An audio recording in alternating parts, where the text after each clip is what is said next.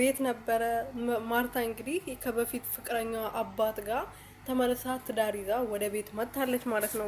ወደ ቤት ስትመጣ እንግዲህ ሚኪ እንዴት እንደዚህ ታረጋለሽ? እኔ ልትበቀኝ አባቴን እንዴት ትጠቀሚዋለሽ ብሎ በጣም ተናዶ ነበረ። እንደዛም ሆኖ ግን እሷ የእንጀራ እናት እያጫወታት እኔ እናት ነኝ፣ እንዴት እንደዚህ ታረጋለህ? እንዴት እንደዚህ ታበላሻለህ?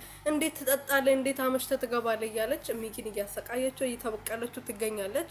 አባቱ ግን ምንም የሚያውቀው ታሪክ የለም።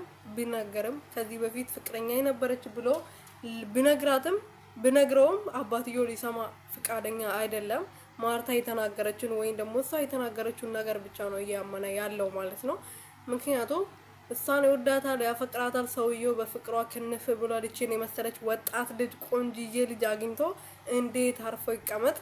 በዛ ደግሞ አንድ ቀን እንኳን አብረን እናድር ወይም ደግሞ ሳምሽ ስላት ራሱ እሺ እያለች አይደለም። ምክንያቱም የልጇ ፍቅረኛ ልጅ ሚኪ እንግዲህ ከዚህ በፊት ትምህርት ቤት እየተማሩ አንድ ላይ ነበሩና ስታረግዝ እንግዲህ እኔ በዚህ ሰዓት የልጅ አባት መሆን አልፈልግም ብሎ ነበር ጥሏት ሄደው። ልጇን ወልዳ ልጇን አሳድጋ ለሰው ሰጣ ነው ተመልሳ እሱን ለመበቀል በገዛ አባቷን የእሱን አባት አፍቅራ እንግዲህ ተመልሳ የመጣችው ማለት ነው። እና አሁን እንግዲህ ሚኪን እያሰቃየችው ነው። ሮቤልም እዛ ቤት ገብተዋል። ሁለቱም ላይ የእንጀራ እናት እያጫወታት ነው። የእንጀራ እናት በዚህ እድሜ ግን በጣም ደስ ይላል። እናንተ እኛ እንኳን የእንጀራ እናት መሆኑ ራሱ ከብዶናል። ገና ስንት አመታችን ባሉ ራሱ አልተገኘም። እሷ የእንጀራ እውነት ትሰራልናለች በዚህ እድሜ ማለት ነው።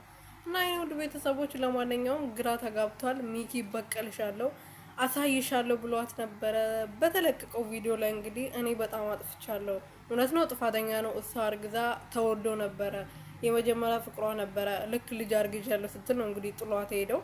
እውነት ነው ሚኪ ጥፋተኛ ነው፣ ግን እንደዚህ ማድረግ ነበረባት። በሌላ መንገድ ነበር ልትበቀለው የሚገባው።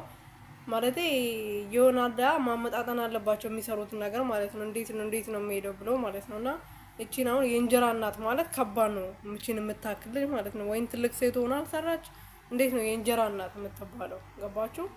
እና እንደዛም ሆኖ እንግዲህ ዛሬ ይቅርታ በጣም እስከዛሬ አጥፍቻለሁ፣ አንቺ ምንም ጥፋት የለብሽም፣ እኔ በጣም ጸጽቶኛል፣ አሁን ነው እየገባኝ ያለው። እንደዚህ ያለበት ምክንያት ደግሞ አቤል እንግዲህ ወደ እነሱ ቤት ሄደዋል። ልጅቷን በጣም ወዷታል። የምትሄድበትን ቦታ ይከታተላታል። ከሷ ጋር በቃ ብዙ ነገሮች ማሳለፍ ይፈልጋል። እቺን የመሰለች ልጅማ እንኳን ልትነካ ቀና በራሱ ብላ ልትታይ አይገባም ብሎ እየተናገረ ነበረ ማለት ነው አቤሎ። እና እንደዚህ ብሎ ሲያወራ ምናምን በቃ ትዝ አለው። ታውቃላችሁ ከዚህ በፊት ከሷ ጋር የነበረውን ተወዶ እንደነበረ ምናምን በቃ ትዝ አለው። የኔ ፍቅር ነበራች አይደለ ዛሬ እንደዚህ የሆነችው ብሎ አሰበ ማለት ነው ናሆሜ ማነው ሚኪ ማለት ነው። እና እንደዛ ካሰበ በኋላ ሄዶ እግሯ ስር ተንበርክኮ ይቅርታ ስጠይቃት ነበረ።